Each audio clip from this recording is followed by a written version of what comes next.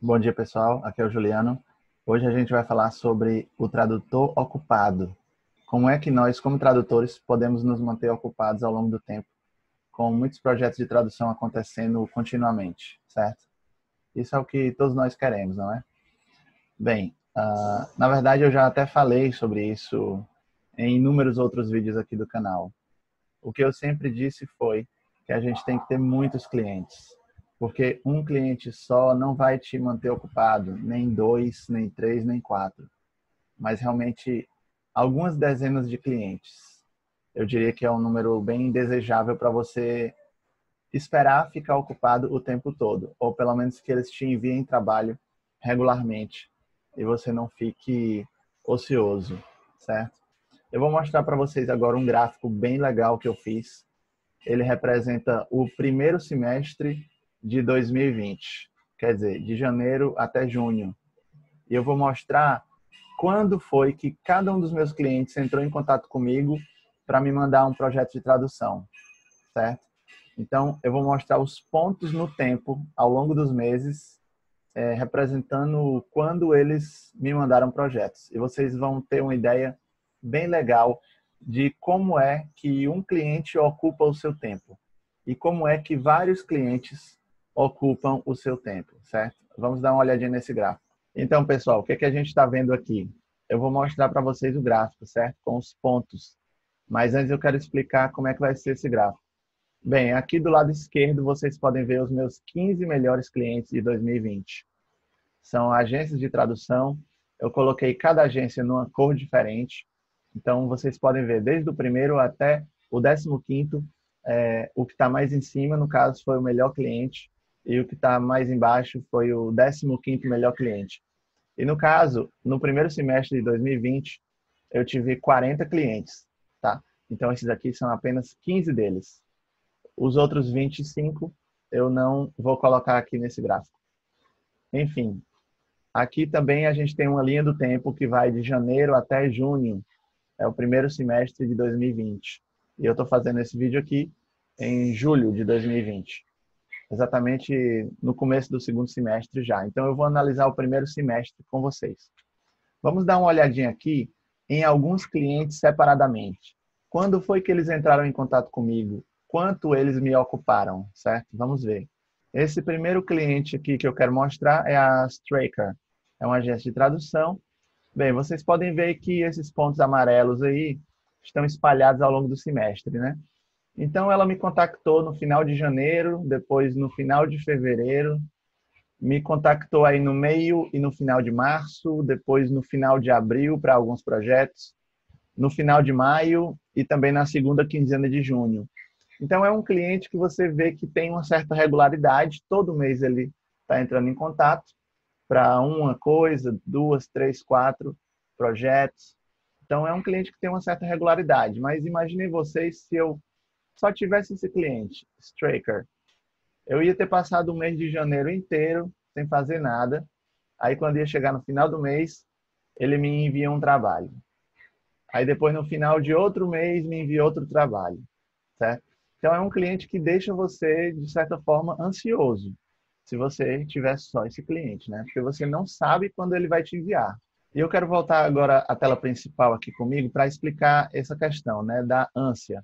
Bem, um cliente sozinho pode te deixar ansioso, porque ele vai te enviar um trabalho no mês, depois vai passar um mês sem enviar nada, aí depois envia outro trabalho. Nunca dá para saber quando é que um cliente vai te enviar trabalho, certo? Normalmente é assim. Você não sabe quando ele vai entrar em contato.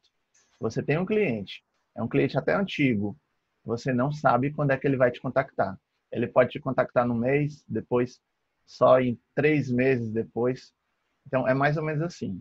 Vamos voltar ao gráfico. Então, resumindo, a Straker me enviou alguns projetos ao longo do semestre, mas eu não sabia quando ela ia me enviar, e vocês viram que teve algumas pausas aí de um mês, ou pelo menos algumas semanas sem trabalho, né? Só com esse cliente. Vamos ver outro cliente agora. A Syntax, que é uma agência também, vocês podem ver que ela me enviou 5 trabalhos, tá?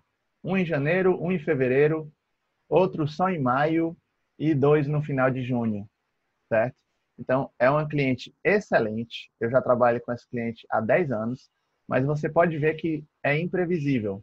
Você pode passar meses sem trabalho e depois ela te manda alguma coisa. E também o tamanho dos projetos pode variar bastante. No caso da Syntax, ela manda projetos bem grandes, que podem durar uma semana ou até duas. Então, também por isso, está um pouco espaçado aí, certo? Então, vamos para a próxima cliente agora. É o Word by Word, também uma agência de tradução da Inglaterra. E vocês podem ver que foi bem frequente aí nos primeiros 2 meses de 2020. Né? Me enviou toda semana praticamente alguma coisa. E, de fato, foi uma cliente muito boa. Eu trabalhei com essa agência durante pouco mais de um ano, desde o começo de 2019 até agora, fevereiro de 2020. Mas aí começou a pandemia e ela simplesmente sumiu. Como vocês podem ver, o cliente sumiu. Março, abril, maio e junho, não me enviou mais. E já entrei em contato, já trocamos algumas ideias e, de fato, eles decidiram que vão usar tradutores agora locais. Então, uma decisão de negócio. Eu acredito que, nesse caso, teve a ver também com a pandemia, porque deu uma baixada e esse motivo foi bem evidente nas comunicações que eu tive com eles. Mas, enfim, um cliente que toda semana me mandava trabalho desde 2019, já fazia mais de um ano, e agora sumiu, certo?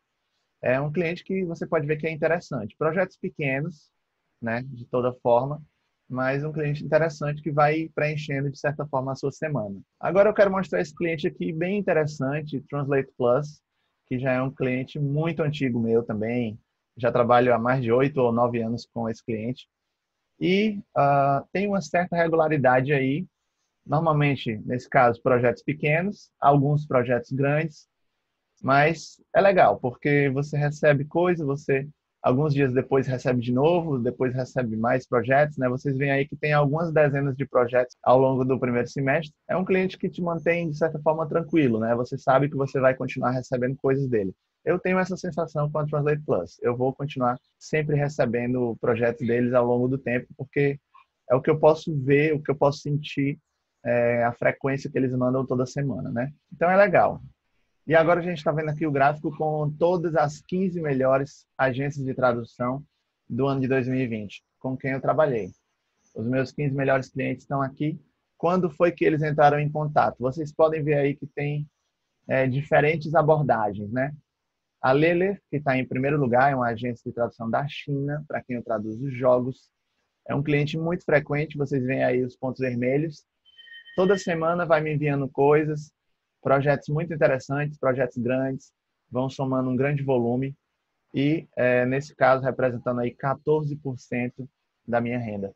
A Straker, como eu já mencionei, pontos amarelos, ela é menos frequente, mas também com projetos grandes, por isso que ela conseguiu ficar em segundo lugar, porque apesar da frequência baixa e até espalhada no tempo, ela manda projetos grandes. Então, isso aí me ocupa uma semana, duas, ou até 3 com o projeto da Straker. Então, esses pontos aí representam os projetos. A Spantec, vocês podem ver aí pontos verdes, né? Em janeiro me mandou bastante coisa, fevereiro mais ou menos. Março e abril não mandou, mandou só no final de abril, depois no meio de maio, e aí junho me mandou algumas coisas legais.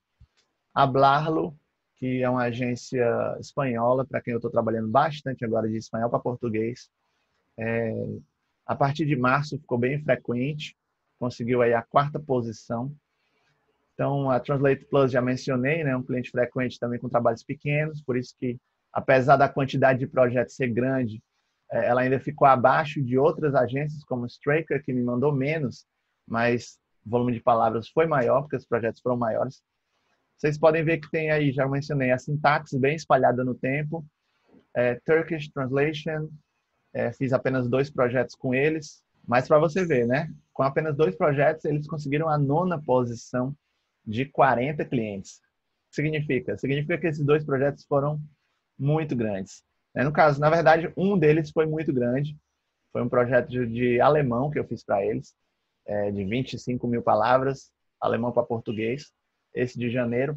O outro projeto foi muito pequeno, quase insignificante. Mas a Turkish, com um único projeto, conseguiu o 9º lugar, né?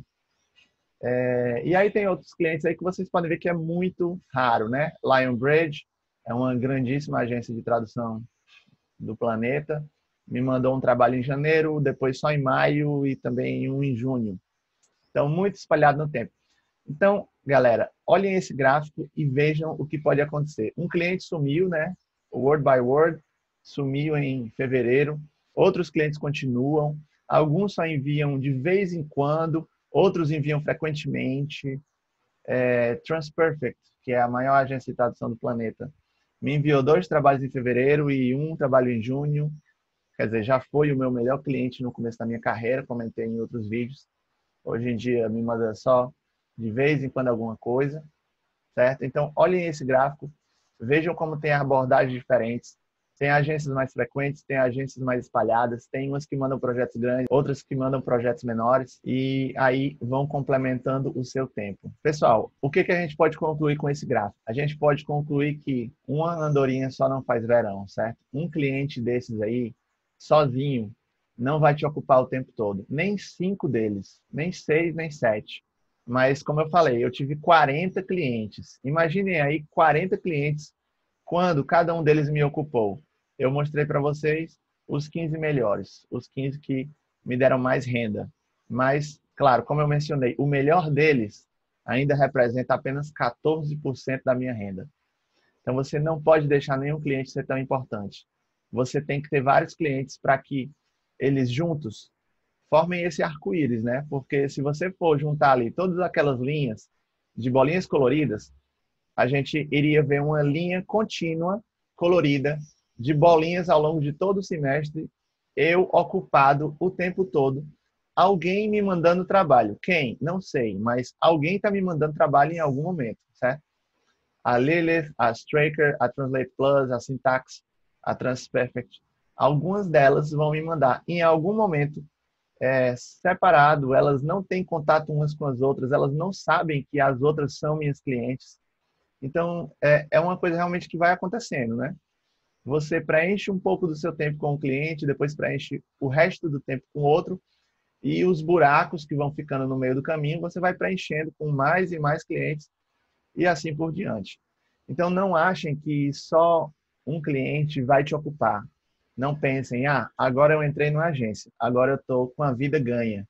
Não é assim, porque ela pode te enviar um trabalho agora e depois, só depois de 2 meses. E aí, você vai tirar férias a cada 2 meses esperando outro trabalho? Na verdade, você nem vai saber, né, quando é que ela vai te enviar ou se é que vai continuar, porque vocês viram aí, tem clientes que desaparecem.